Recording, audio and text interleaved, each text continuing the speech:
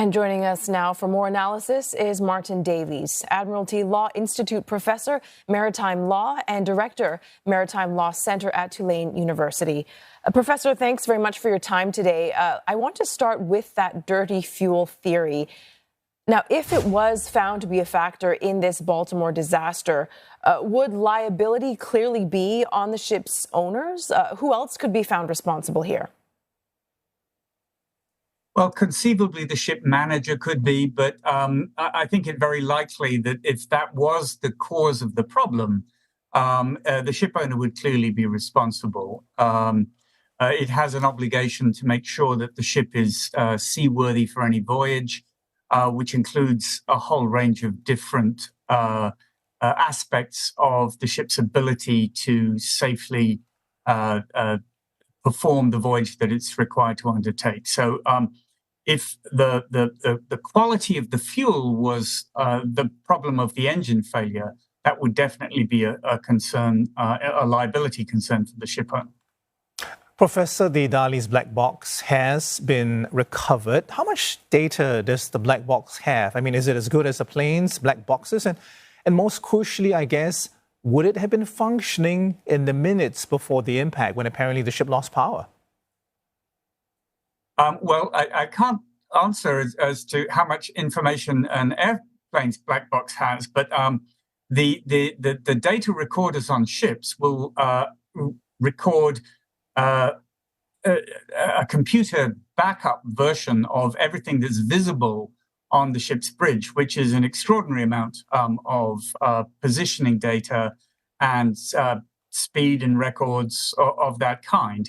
And the auxiliary power will have enabled the recording to continue even when the engine power failed. Well, Professor, the black box aside, which we understand is going to be crucial, authorities presumably will have other lines of inquiry and other missions as well. What are some of the key areas they might look into as they look into the hows and whys? Well, one of the most important questions as a matter of law was how close to the bridge was the ship when the power failures occurred. To what extent did it affect the ship's ability to steer? They will be speaking to the members of the ship's bridge. That's the bridge on the ship, not the bridge that they hit. The crew who were on the bridge, the pilots. There were 2 harbor pilots on board. There'll be many interviews of those people to try and discern, as well as seeing the digital data that they have, to what extent it was possible to steer the vessel at all, if at all, when those power failures began to happen. Professor, when the Titanic sunk in 1912, a mechanism called a limitation of liability was invoked. Can you explain that to us in layman's terms and how likely it may be used in this case? I think it's extremely likely that it's going to be invoked in this case. The limitation of liability legislation is invoked in almost all casualty cases. Singapore also has limitation of liability legislation based on an international convention. The United States is not party to that international convention. The US law is very old. It dates from 1851. And as you said, it was invoked in the Titanic case. And what is different about the US limitation statute is that it allows a ship owner to try to seek to limit its total liability for all claims arising out of an incident to the value of the vessel at the end of the voyage, which is a distinct difference between US law and the law in the rest of the world, including Singapore, which uses a tonnage-based system.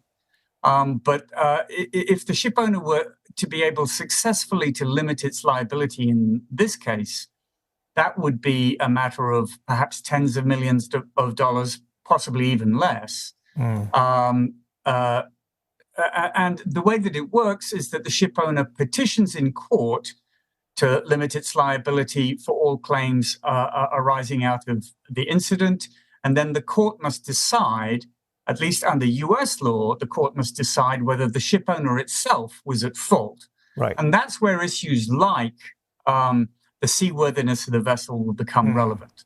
Because if the vessel was determined to be unseaworthy, either because of the fuel or because of the condition of the engines, then it would be very likely that the ship owner would be held at fault, and it would then be unable to limit its liability under the US law. All right, understood. Professor, officials, Baltimore officials and port officials will want to reopen the channel and port to shipping again, once recovery operations are completed. What needs to be in place before this can be done, for the investigation, but also, to make sure that everything is done according to maritime and safety laws? Right. Well, I mean, the first thing that will have to be done will be actually to move the ship itself and then to clear at least a passable channel, which will involve moving quite a lot of the remains of the bridge out of the way so that the draft of vessels going through the channel is sufficiently deep that the vessels that are presently trapped inside the harbor can get out and that other vessels can get in. And, well, I'm not an engineer, but I imagine that will be a fairly lengthy operation. It will not be necessary to clear all of the bridge debris out of the way, but enough to clear the central channel through what was the middle of the bridge. Professor, reports are saying the vessel was inspected last year at a Chilean port. It was found to have various deficiencies, and also that ships belonging to the owner of the Dali have been flagged in the past for labor violations. How important are these points, these records, when it comes to the upcoming legal proceedings? They will be relevant. I mean, they will not be quite as significant as perhaps they sound. The fact that the vessel has been inspected by what is called port state control in other ports and required to fix certain things on the vessel is not exactly unusual. The safety inspections for ships are very rigorous in most ports of the world. And so it's not all that unusual that the Dali encountered this issue in Chile. But clearly it's relevant that the ship has encountered some inspection problems previously.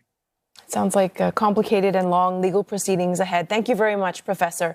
We are speaking with Martin Davies, Professor of Maritime Law at Tulane University Law School and Director of the Tulane Maritime Law Center.